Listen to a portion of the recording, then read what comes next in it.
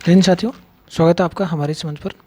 साथियों, हमने इतिहास शुरू कर रखा था। मध्यकालीन इतिहास के अंदर हम मुगल काल के बारे में पढ़ रहे थे। मुगल काल के अंदर हमने बाबर, हुमायूं और अकबर के बारे में पढ़ लिया था। आज हम आगे चर्चा करने वाले हैं उसी श्रृंखला में, और आज हम चर्चा करेंगे जहांगीर के बारे में। चलो शुरू करते हैं जल्दी ही, बिना किसी टाइम को खराब किए हुए। देखो, जहांगीर की चर्चा करेंगे, सामान्य परिचय जानेंगे जहांगीर के बारे में। सामान्य परिचय की बात करें तो देखो, इनका शासन 1605 से 1627 तक रहता है। जन्म इनका 1569 में होता है। ठीक है। इनके पिता का नाम अकबर है, माता जोधाबाई है, और जन्म फतेहपुर सीकरी में होता है। बचपन का नाम इनका सलीम था। सूफी संत शेख सलीम चिश्ती के मतलब कि नाम पे इनका नाम सलीम रखा गया था। और इनकी पुत्र प्राप्ति के इच्छा के अंदर अकबर को, आपको पता है, अजमेर की दरगाह में भी गए थे, और वहीं से इनको पुत्र प्राप्ति होती है। तो राज्याभिषेक इनका 1605 में होता है। मृत्यु इनकी 1627 में होती है। आगरा के अंदर मृत्यु होती है। इनका मकबरा है वो सादरा, लाहौर के अंदर इनका मकबरा है। ये चीज़ आपको ध्यान रखनी है। आगे बात करें तो देखो, यहाँ हम फटाफट करेंगे, रिवीजन की दृष्टि से चल रहे हैं तो थोड़ा जल्दी करेंगे इस चीज़ को। इनके प्रमुख विवाह हुए थे। किस किस से विवाह होते हैं इनको एक बार देख लेते हैं। आमेर के राजा भगवंत दास की पुत्री थी मानबाई। मानबाई से इनको विवाह होता है, और उससे जो पुत्र मिलता है वो है खुसरो। मानबाई का जो बेटा होता है उसका नाम है खुसरो। मारवाड़ के राजा उदय सिंह की पुत्री थी जगत गोसाई। उसका जो पुत्र था वो खुर्रम था। अरे एक इनकी पत्नी थी नूरजा। ठीक है, नूरजा। इनके 3 विवाह हो गए इस प्रकार के। प्रमुख पुत्रों की बात करें तो इनका खुसरो था, अर्जुन देव का समर्थन प्राप्त था इस खुसरो को। परवेज था, इसे महावत खान का समर्थन प्राप्त था। खुर्रम को खुद इस जहांगीर का समर्थन प्राप्त था, और सहसर को इसे नूरजहाँ का समर्थन प्राप्त था। ठीक है, ये इनके कुछ प्रमुख बेटे हैं इनके, मान लो। नूरजहाँ की बात करें तो नूरजहाँ इनकी पत्नी है। ईरान निवासी मिर्जा गयास बेगी की पुत्री थी। वास्तविक नाम मेहरुनिसा है। 1994 में नूरजहाँ का विवाह अली कुल बेग के साथ हुआ था। जहांगीर ने एक शेर मारने के कारण अली कुल बेग को शेर अफगान की उपाधि प्रदान की थी। सर्वप्रथम जहांगीर ने नवरोज त्यौहार के अवसर पर मेहरुनि को देखा और 1611 में इनसे विवाह कर लिया था। ठीक है, जहांगीर ने उसे नूर महल और नूरजहाँ की उपाधि प्रदान की थी। नूरजहाँ के सम्मान में जहांगीर ने चांदी के सिक्के भी जारी किए थे, और जहांगीर ने गयास बेग को शाही दीवान ने बनाया और इदमाद उल्ला दौला की उपाधि दी थी। जहांगीर के शासनकाल में रानियों को उच्च पद प्राप्त था। नूरजहाँ की माँ असमत बेगम ने गुलाब से इत्र बनाने की विद्या खोजी थी। ठीक है, इत्र बनाने की विधि किसने? असमत बेगम ने खोजी थी। ठीक है, चित्रकला के टाइम में ये, इसके टाइम पे चित्रकला, एक जहांगीर के टाइम में चित्रकला को स्वर्ण युग कहा जाता है। जहांगीर से पहले मात्र ग्रंथ विषयों पर चित्रकारी होती थी। आगरा की चित्रशाला का निर्माण करवाया था इसने, और इसका अध्यक्ष आगा खां बनाया था। हमजनामा का विषय चित्रकला था, हमजनामा बनवाया था, उसका विषय चित्रकला था। और प्रमुख चित्रकार कौन कौन थे? आगा रजा है, अब्दुल हसन था, मोहम्मद नासिर, उस्ताद मंसूर, अब्दुल हसन, विश्वन दास, मनोहर, गोवर्धन आदि इसके टाइम के कुछ प्रमुख चित्रकार थे। ठीक है, उसके बाद में जहांगीर के टाइम में साहित्य के अंदर क्या विकास होता है देखते हैं। जहांगीर द्वारा शुरू की गई तुझो के जहांगीर नामक आत्मकथा को पूरा करने का श्रेय मोतबिंद खां को दिया जाता है। भाषा इसकी फारसी थी। कवि संस्कृत के कवि जगन्नाथ को पंडित राज की उपाधि दी थी इसने। और जहांगीर वास्तुकला के अंदर भी बहुत कुछ करता है। वास्तुकला के अंदर इसने एदाम दौला का मकबरा बनाया था यूपी के अंदर। नूरजहाँ द्वारा पिता मिर्जा गयास बेग हेतु बनाया गया था। ये इसी टाइम पे बने हैं, नूरजहाँ ने बनाया था। प्रथम मुगलकालीन इमारत को पूर्ण रूप से सफ़ेद संगमरमर से निर्मित करवाया गया था। पित्रादुरा इसके अंदर जड़ाऊ काम है। पित्रादुरा एक कला है। पित्रादुरा के अंदर जैसे इस प्रकार से डिजाइन होती है। पित्रादुरा डिजाइन है एक तरह से ये पित्रादुरा। ठीक है, बेल बूटियों वाली, तो जड़ाऊ काम होता है एक तरह से ही। ठीक है, जहांगीर का मकबरा है शानजहाँ, लाहौर रावी नदी के तट पर नूरजहाँ ने बनवाया था। अशोक का प्रयाग स्तंभ बनाया था समुद्रगुप्त ने बनाया था, जहांगीर उसको ढालाया था। ठीक है, और गोविंद महल दतिया एमपी में राजा वीर सिंह द्वारा बनाया था 1604 में। और जहांगीर यूरोपीय यात्री थे। जहांगीर के टाइम पे यूरोपीय यात्री कौन कौन से थे? हॉकिंस आया था, प्रथम अंग्रेज था। राजा जेम्स प्रथम का दूत था ये। जहांगीर से इंग्लिश का की उपाधि दी थी इसने। मुगल दरबार में आने वाला ये प्रथम अंग्रेज था। कौन था? हॉकिंस। ठीक है, उसके बाद में टॉमस रो आया था, अंग्रेजी था ये भी। और फ्रांसिस्को पेलसर्ट डच यात्री था, किताब लिखे थे इसने ये। और विलियम फ्रेंच आया था, एडवर्ड टेरी आया था। ये कुछ इसके टाइम पे आने वाले यूरोपीय यात्री हैं। अन्य तथ्यों की अगर बात करें तो जहांगीर को न्याय की जंजीर के लिए याद किया जाता है। न्याय की जंजीर के लिए याद किया जाता है। ये जंजीर सोने की बनी थी और आगरा के किले के सावधान या नमना तट के स्थित खंभे पर लटकाई थी। किसको भी न्याय चाहिए तो ये जाके जंजीर पकड़ के उसको घंटी को ला देता था। जहांगीर के सबसे बड़े पुत्र खुसरो ने 1600 ईस्वी में पिता के विरुद्ध विद्रोह कर दिया, और खुसरो और जहांगीर की सेना के बीच युद्ध हुआ था। जालंधर के निकट बेरावल नामक मैदान में इनका युद्ध होता है। खुसरो को सहायता देने के कारण जहांगीर ने सिखों के 5 विग्रह अर्जुन देव को फांसी दिलवा दी थी। ठीक है, अर्जुन देव को देखो फांसी दिलाते हैं, ठीक है। अहमदनगर के वजीर मलिक अंबर के विरुद्ध सफलता के से खुश होकर जहांगीर खुर्रम को शाहजहाँ की उपाधि प्रदान करते हैं। आगे चलें तो और शाहजहाँ की बात करते हैं, सऊदीन मोहम्मद शाहजहाँ की। परिचय जानते हैं थोड़ा बहुत। परिचय के अंदर देखो, पिता जहांगीर हैं, माता उदय सिंह की पुत्री जगत गोसाई है, स्थान लाहौर में, नाम खुर्रम था, पत्नी इनकी मुमताज़ महल थी। कौन थी? मुमताज़ महल थी। मलिक के जामिनी 31 में मृत्यु और ताजमहल इनकी याद में बनाया जाता है, आपको पता है ताजमहल मुमताज़ महल की, ठीक है। उसके बाद में राज्याभिषेक 1628 में होता है इसका, और राजधानी ये आगरा को बनाते हैं पहले तो, और फिर दिल्ली को बनाते हैं। यमुना के किनारे शाहजहाँ पुरानी दिल्ली की स्थापना भी करते हैं। मृत्यु हो जाती है 66 में, इनकी मृत्यु हो जाती है। शाहजहाँ के टाइम पे वास्तुकला का स्वर्ण काल कहा जाता है। कैसे? दिल्ली का किला बनवाया, ताजमहल बनवाया, मुर्शिनासन बनवाया, मोती मस्जिद है, शीश महल लाहौर में, और दीवाने आम या दीवाने खास बनवाए जाते हैं इसके द्वारा, ठीक है। ताजमहल आगरा की बात करते हैं। ताजमहल आगरा के अंदर आप देखो, बेगम मुमताज़ महल की याद में बनाया था। स्थापत्यकार कौन था? अहमद लाहौरी था। रूपरेखा उस्ताद ईसा ने बनाई थी। भारतीय, ईरानी और मध्य एशिया कला का मिश्रण है ये। हुमायूं के मकबरा के ताजमहल का पूर्ववर्ती माना जाता है। ये क्वेश्चन देख लो, कई बार पूछा जाता है। हुमायूं के मकबरे को ताजमहल का, हुमायूं ने जो मकबरा बनाया था उसको, इसका पूर्ववर्ती मतलब इसका जो ताजमहल की जो कला है वो वहीं से, मतलब कि प्रेरणा वहीं से ली गई है, ठीक है। मयूर सिंहासन मुख्य कलाकार ये बेबादल खां थे, और पितराधुरा जड़ाऊ कला थी। यूनानी देवता आर्पियस का चित्रण किया गया था इस मयूर सिंहासन पर, और इसी पे कोहिनूर हीरा लगाया गया था। ये मयूर सिंहासन जिसके ऊपर शासक बैठता था वो है, देख लो। लाल किला बनवाया गया था इसके द्वारा। लाल किला दिल्ली में बनवाया गया था, और दरवाजे इसमें पश्चिम में लाहौर और दिल्ली, दो दक्षिण में दिल्ली, ठीक है। दीवाने आम और दीवाने खास बनाए गए हैं लाल किले के अंदर। मयूर सिंहासन तख्त है ताउस इसमें रखा गया है। पितराधुरा शैली से कोहिनूर हीरा लगा था इसके अंदर। मुख्य बादल खां है, यूनानी देवता आर्पियस को समर्पित है एक तरह से। और औरंगजेब की मोतिया मस्जिद का निर्माण भी करवाया था। आगरा की जामा मस्जिद का निर्माण पुत्री जहांआरा ने करवाया था, ठीक है। ये इस प्रकार की बातें होगी। आगे शाहजहाँ साहित्य की क्षेत्र की बात करें तो राजकवि इसके कलीम फारसी थे। अन्य वंशीधर हरिनारायण संस्कृत के, सूरदास और चिंतामणि हिंदी के थे। दिल्ली में कॉलेज का निर्माण करवाया था। कविंद्राचार्य थे, सरस्वती की उपाधि और तीर्थ यात्रा करके समाप्ति करने वाले थे। संस्कृत आचार्य जगन्नाथ थे। महाकवि राम की उपाधि दी थी इसको। सबसे प्रमुख योगदान पुत्र दारा शिकोह का था। उसके बाद में दारा शिकोह के टाइम की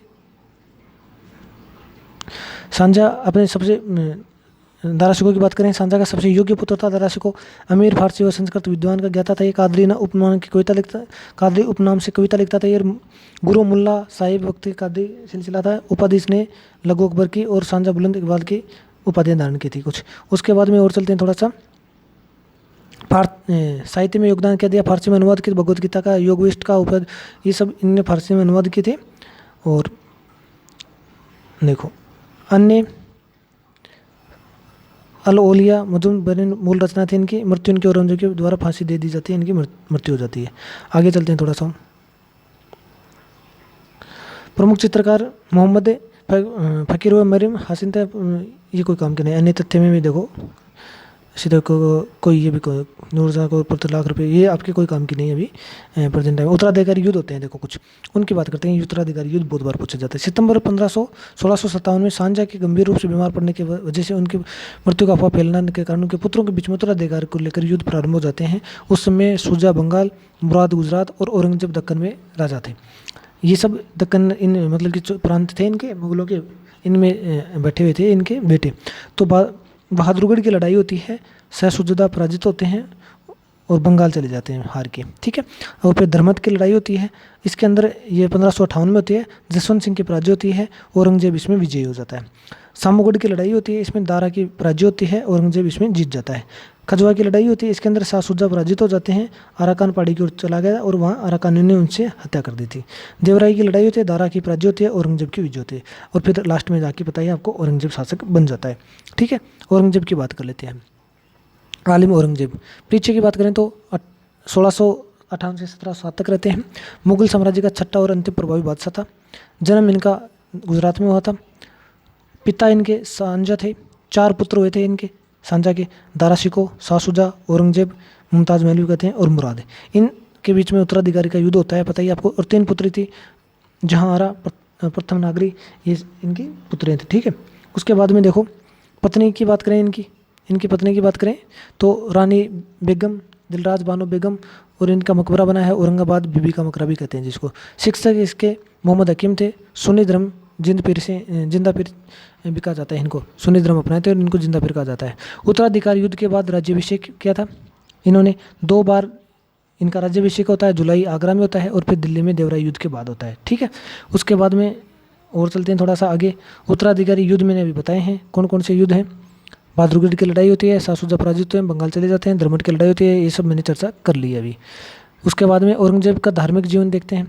तो सुन्नी मुस्लिम और शरीयत में आस्था रखते थे, ये जिंदा पीर कहे जाते थे, रूढ़िवादी विचारधारा के थे, अकबर की धार्मिक सहिष्णुता के विपरीत थे। ये अनेक फरमान जारी किए थे जिन्हें ज़वाबित द्वारा संकलित किया गया था। सिखों पर कलमा लिखवाना बंद कर दिया था इसने।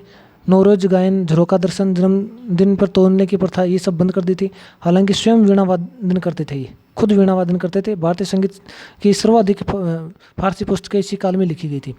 ठीक है, औरंगजेब के टाइम पे। और जजिया कर पुनः शुरू कर दिया था। अकबर ने जजिया कर पुनः बंद कर दिया था और इन्होंने दोबारा जजिया कर शुरू कर दिया। औरंगजेब ने सर्वाधिक हिंदू अधिकारी नियुक्त किए थे। और सोमनाथ, गुजरात, विश्वनाथ, बनारस, जहांगीर के काल में वीर सिंह देव द्वारा निर्मित केशवराय मंदिर मथुरा को तोड़ दिया गया था। इन्हें हिंदू मंदिरों को बहुत तोड़ा था इसने। औरंगजेब भारत को दाल और वाकिरो देश के दारुल इस्लाम का देश बनाना चाहते थे। ठीक है, उसके बाद में चलते हैं थोड़ा सा और आगे अन्य तथ्य की देखें। औरंगजेब की मृत्यु हो जाती है 1707 में। इसे खुल्लाबाद और अबरोजा कहते हैं। ठीक है, और यहाँ इनको दफना दिया गया था। औरंगजेब के समय सूबों की जो संख्या थी, देखो मुगल साम्राज्य सूबों में बटाया था, छोटे छोटे सूबे थे, उस सूबों में बटा हुआ था, तो सूबों की संख्या इनके टाइम 20 थी। फ्रांसीसी यात्री फ्रांकोस दे बर्नियर औरंगजेब के चिकित्सक थे। औरंगजेब का पुत्र अकबर के दुर्गादास के बहकावे में आकर उनके पिता के खिलाफ विद्रोह कर देता है और इस्लाम नहीं स्वीकार करने के कारण सिखों के 9वें गुरु तेज बहादुर की औरंगजेब ने हत्या कर दी थी। ठीक है, फांसी दे दी थी इनको। जयसिंह शिवाजी के बीच पुरंदर की संधि होती है। जयसिंह और शिवाजी के बीच पुरंदर की संधि होती है और 1666 में आगरा के किले में दीवान आम के औरंगजेब के समक्ष शिवाजी को उपस्थित हुआ, जहाँ शिवाजी को कैद कर दिया गया, जयपुर भवन में रखा गया था। ठीक है, 85 के अंदर बीजापुर और गोलकोंडा के अंदर औरंगजेब के मुगल साम्राज्य को मिला लिया जाता है। इनको गोलकोंडा को और इनको मदना और अकना नामक ब्राह्मणों का संबंध गोलकोंडा के शासक अब्दुल हसन से ही था। उत्तरवर्ती मुगल शासकों की बात करते हैं। उत्तरवर्ती मुगल शासक आते हैं, कुछ उनकी बात करते हैं। बहादुर शाह आते हैं, ये बताए थे मैंने, कोई जो आपके ज़्यादा काम के नहीं है। बहादुर शाह, फिर जहांदार शाह आते हैं, फरुखशियर आते हैं, पहले बता देते हैं। मोहम्मद शाह आते हैं, अहमद शाह, आलमगीर शाह आते हैं, सालिम अकबर द्वितीय आते हैं, फिर बहादुर शाह जफर लास्ट में 1857 की क्रांति में इनको रंगून भेज के वहीं फिर इनकी मृत्यु हो जाती है। ठीक है, बहादुर शाह प्रथम के बारे में देखें, थोड़ा देखते हैं इनके बारे में, थोड़ी थोड़ी चर्चा कर लेते हैं। बहादुर शाह प्रथम देखो सर्वाधिक बर्दाश्त बादशाह बने थे। साहू को कैद में से रिहा किया। गोविंद सिंह ने उत्तराधिकारी युद्ध में साथ दिया था। अंतिम मुगल बादशाहों की बात की थे। इसके लाल कुंवारी नामक वेश्या पर आस्क थे। ये कृष्ण शोषणकारी इजारा व्यवस्था का प्रारंभ किया था। सेहत बंधु, ये भी कोई काम का नहीं है। चलो थोड़ा सा आगे फरुखशियर की बात करें तो देखो, ये थोड़ा फरुखशियर देख लो। सेहत बंधुओं की सहायता से बादशाह बने थे। अब्दुल खां वजीर और हुसैन अली खां इनके टाइम के बादशाह थे, इनके वजीर थे। और ये मीर बख्शी था। जयसिंह को सवाई की उपाधि दी थी इसने, जो जयपुर के महाराजा जयसिंह को सवाई उपाधि की सवाई की उपाधि दी थी इसने। 1716 में बंदा बहादुर को दिल्ली में फांसी दी थी इन्होंने, फरुखशियर ने बंदा बहादुर के। ठीक है, और 1719 सेहत बंधु बालाजी विश्वनाथ द्वारा इनकी हत्या कर दी जाती है। मोहम्मद शाह की देखें, रंगीला बादशाह भी कहते हैं इसको। निजाम उल मुल्क सेहत बंधु को मारा था। अवध में आदर शाह, हैदराबाद में इन सबको, बंगाल में इनको स्वतंत्र कर दिया था। और ईरान के सम्राट नादिर शाह, नेपाल ईरान का नेपोलियन दिल्ली पर आक्रमण होता है। नादिर शाह तक तेताउस यूरान कोहिनूर हुआ इनके टाइम में ले जाता है। आगे अन्य की बात करें, आलमगीर द्वितीय के समय प्लासी का युद्ध होता है। आलमगीर द्वितीय के समय प्लासी का युद्ध होता है। आलम शाह द्वितीय के कार्यकाल में पानीपत का तृतीय युद्ध होता है और बक्सर का युद्ध होता है। पानीपत का तृतीय युद्ध मराठा और अहमद शाह अब्दाली के मध्य हुआ था, जिसमें 8 बार आक्रमण किया था।